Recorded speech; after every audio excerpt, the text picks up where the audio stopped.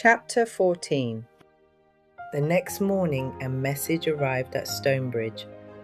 Rachael Brown to be transferred to St. Margaret's Hospital under escort. Compassionate visit authorised. Immediate compliance required. Jim Gray read the notice twice. His jaw tightened. He despised interference dressed up as legal necessity.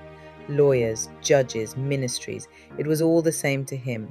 People who never worked the landings telling him how to run them.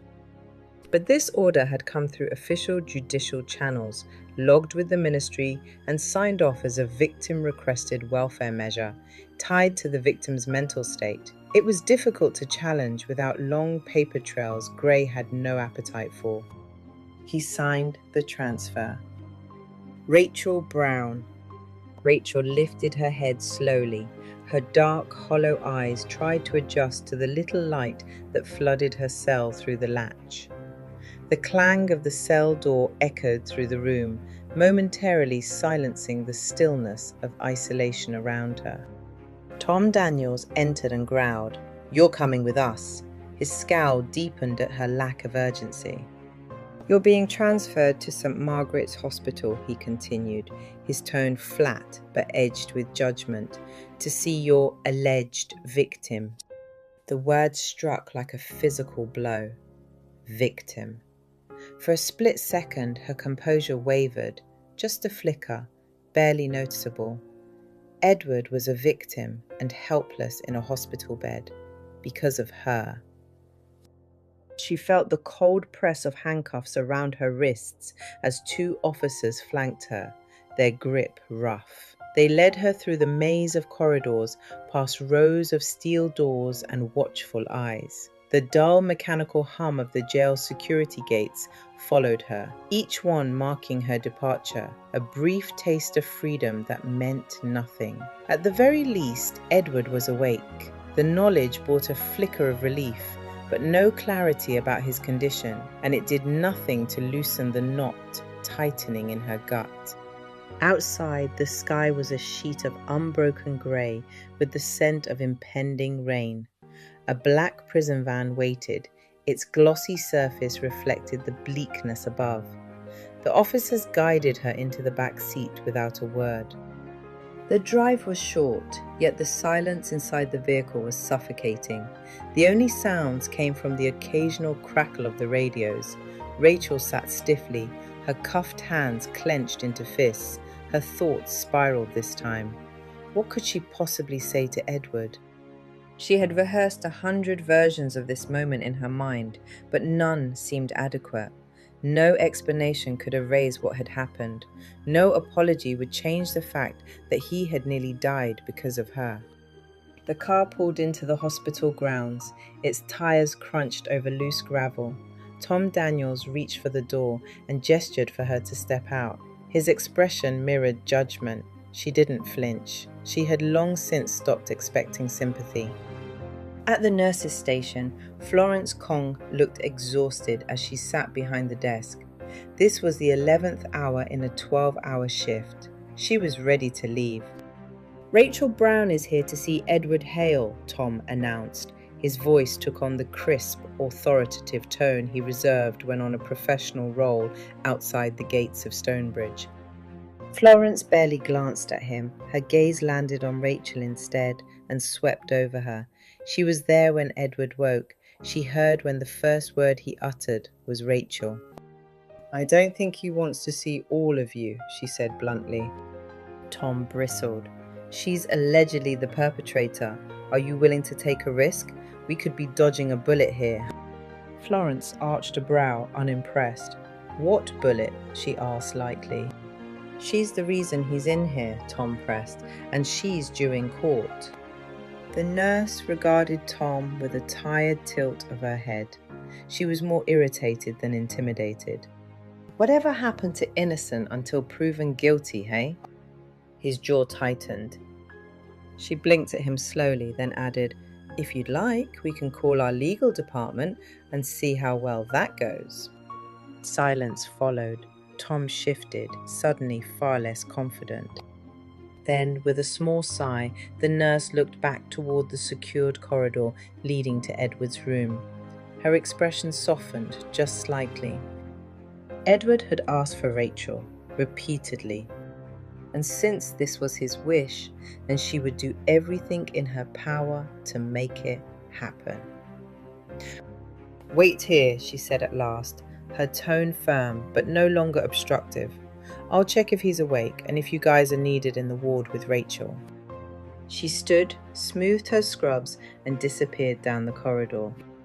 Inside Edward's private ward, Edward stirred at the sound of voices.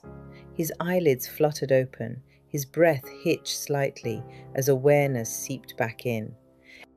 Charlotte walked away from her conversation with Mr. Khan, a young consultant assigned to Edward, Florence Kong, and stepped closer to the bed.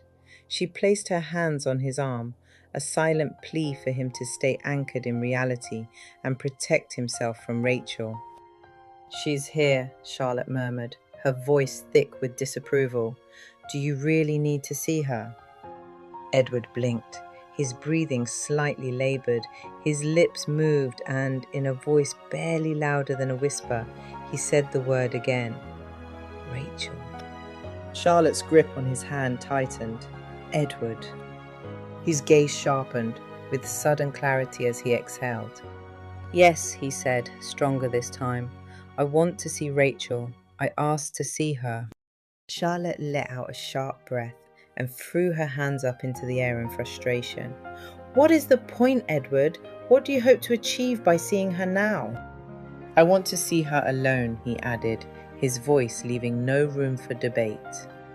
Charlotte stared at him in disbelief, her protest caught in her throat. She looked ready to fight him on it, but Florence Kong placed a gentle hand on her arm, her voice kind but firm. "Come with me, love," she coaxed. "He's safe. Let him have this moment." Charlotte's mouth snapped shut.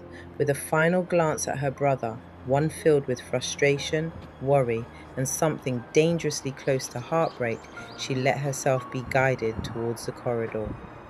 Mr. Khan let out a sigh and adjusted his glasses. "I'm afraid the two escorts must remain in the room for safety reasons.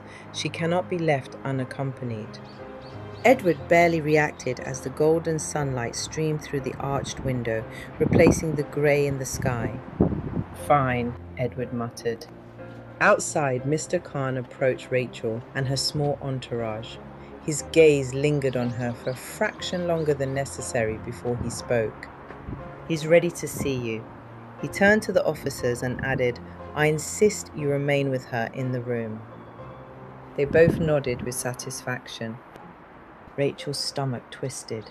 She rose hesitantly. The two towering officers fell into step beside her. Each footstep felt heavier than the last, her legs weak beneath the weight of everything unspoken. As they passed an orderly mopping the floor, Rachael envied him. He lived his life without the crushing inevitability of what lay beyond the door to the private ward. She felt something close to fear. This was it, her and Edward, and the reality of their lives that neither of them could escape. She stepped inside with the officers behind her, and the sight of Edward stopped her cold. He looked awful. His once strong frame now appeared frail beneath the hospital sheets. His face, wan and ghostly pale, was lined with exhaustion and pain. His lips, cracked and dry, parted slightly as he took in the sight of her. Tubes and IV lines trailed from his arms, a mass of plasters covering his side where his injuries had been dressed. The sight of him in that state was too much to bear. Rachael swallowed, her throat tight. She had done this. Edward's eyes flickered fully open, and he looked at her, and then he smiled with his eyes. It was weak, barely there, but it was real. It was the first moment of comfort she had felt since that terrible evening. His body too weak to move, his cracked lips parted, and in a hoarse whisper he rasped, "Hey." Rachael opened her mouth, but nothing came out. Edward's gaze drifted to the cuffs still binding her wrists. "For security?" he asked, his voice mixed with quiet bitterness. For security, the officers confirmed in unison, though they both looked uncomfortable now. You can stand by the door for security, but if she's kept in those cuffs, I'll have my lawyers file charges for misfeasance in public office. Tom frowned. Sir? Edward's gaze locked on them, unblinking. With a reluctant sigh, Tom reached for his belt, drew out a key and unlocked the cuffs. Rachael rubbed her wrists absently, the skin raw from the restraint. She felt vulnerable and scared to approach him. She hesitated before taking a tentative step closer. Edward's gaze softened, and that same fragile smile tugged at the corners of his mouth. And even with everything, the hospital bed, the injury, and despite him being here because of her, it felt as though they were transported to a different world, alone together, one without consequence to the reality they now stood in. I said you would kill me one day, Rachael Brown. I said you would, though I didn't mean it this way. Edward managed a smile. Her fingers trembled as she reached out, gently touched his forehead and traced the contours of his too pale skin.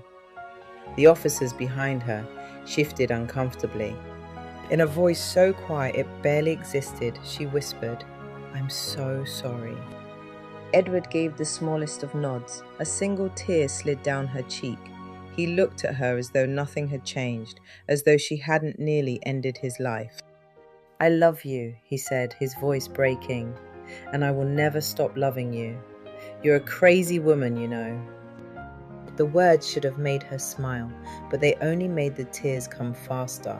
They fell freely now, unbidden and unstoppable. She tried to speak, but words failed her.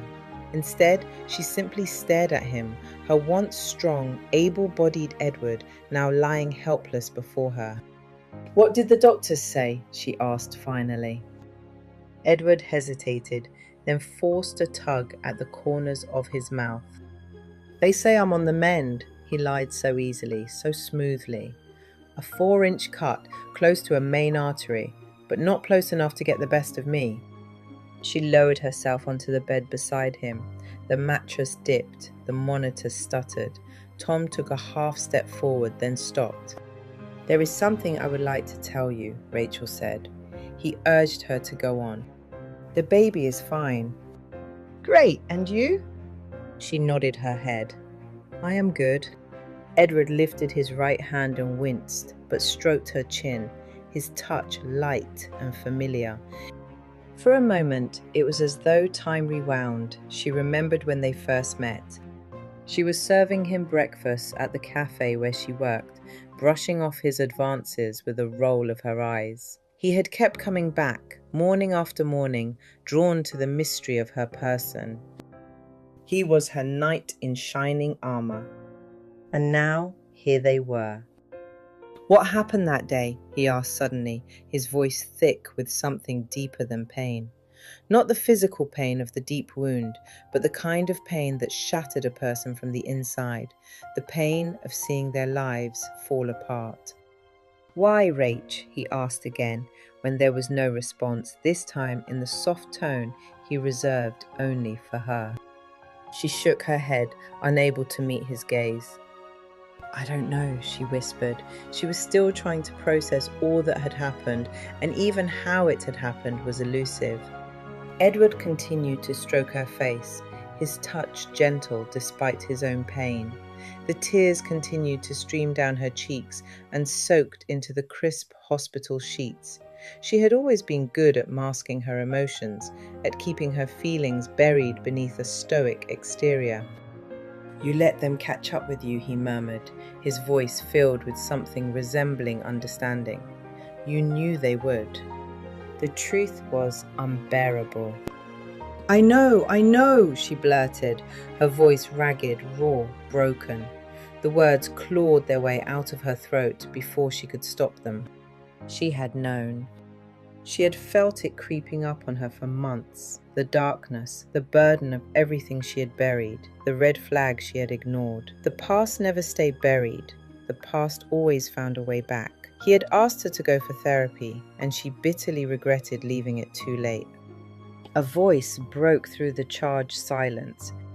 "1 hour, mate," Tom Daniels called. "We've got to take her back in an hour." The words rang out and reality came rushing back in. Tom's voice and tone, though, was different now.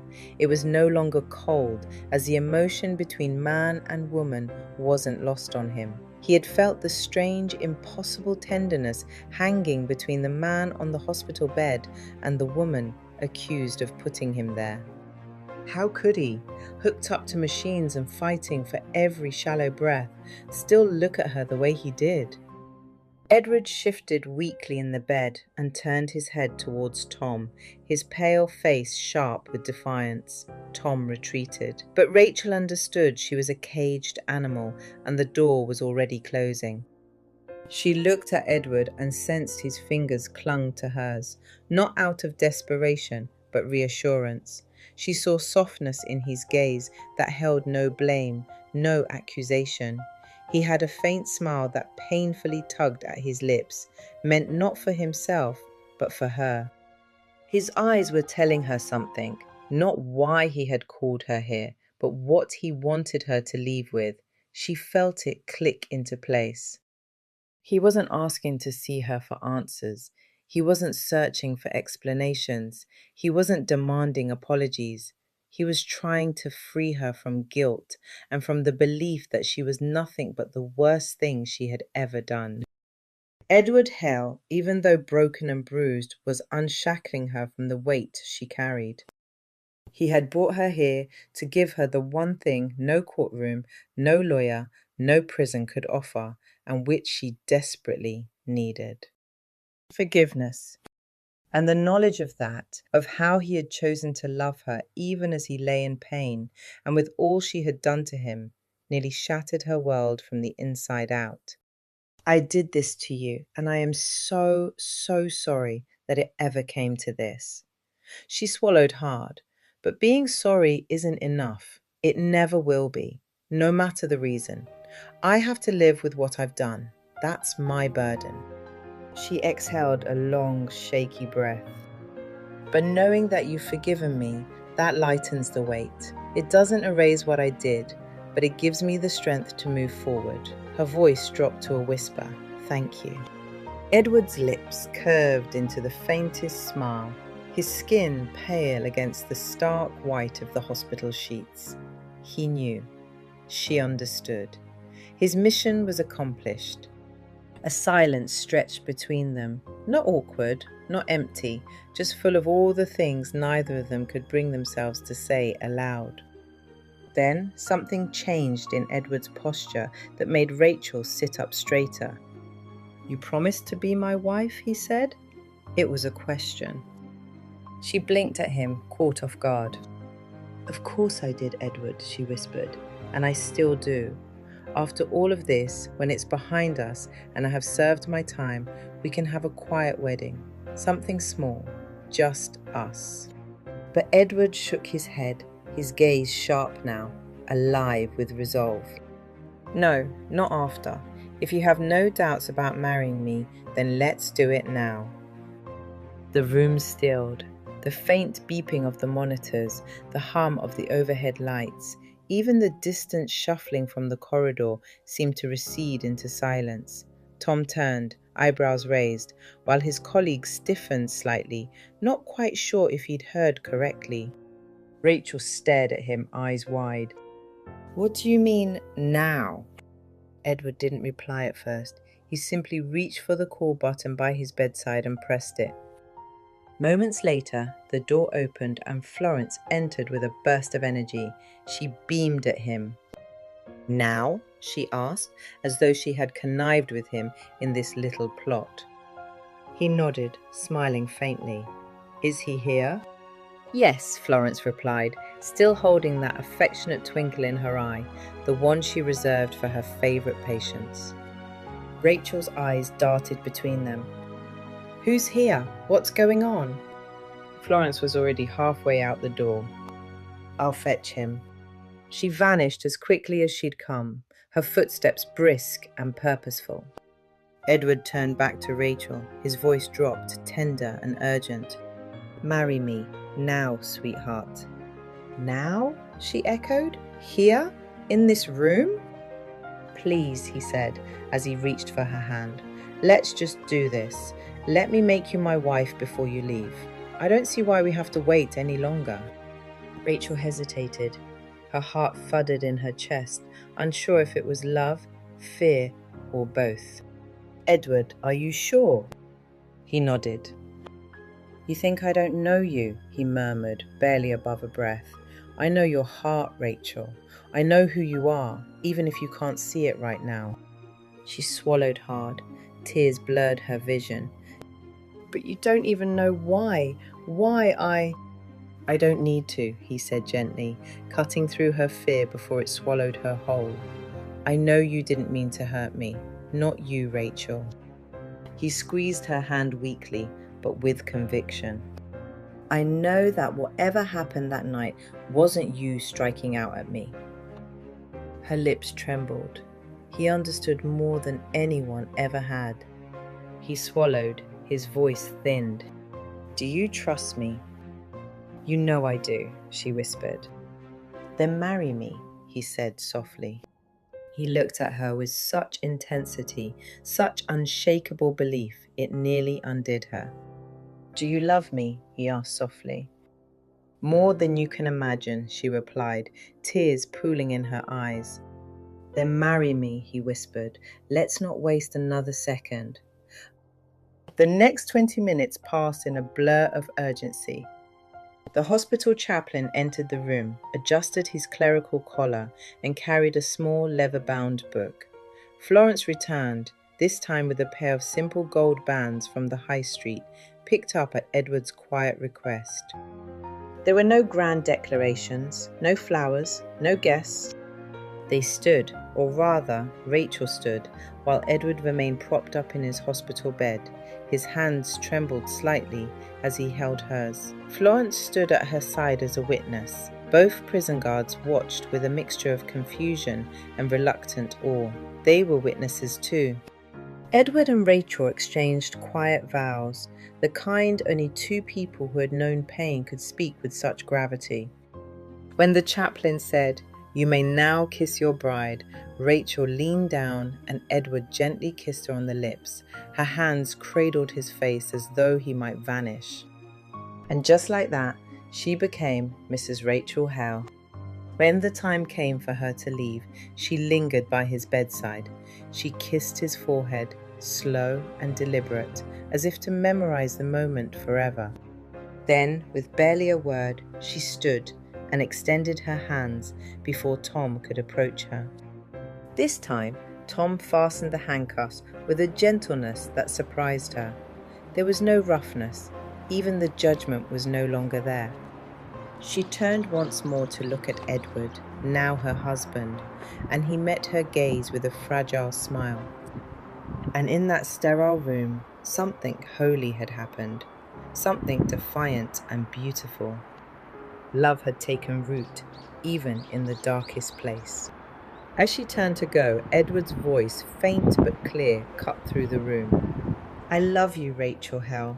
Always, always remember that." The strength of those words was felt not just by Rachael, but by everyone in that room. Rachael didn't look at him. If she did, she would break. She just nodded. She had come, fearful of coming face to face with what she had done, but she was leaving with everything she didn't know she needed. His forgiveness, a way out, the strength of his love. And even more confusing, she was no longer Rachael Brown. She was now Rachael Hale. He knew the state of her past, and even what she had done to him, and despite that, he loved enough to forgive her. None of it made sense to her. Did he marry her to avoid testifying against her in court? There was still a chance he would be compelled to give evidence against her. Marrying her didn't make sense, and so she put the thought of the wedding to one side. Edward was still fighting for his life because of her. But God proves his love for us in this: while we were still sinners, Christ died for us.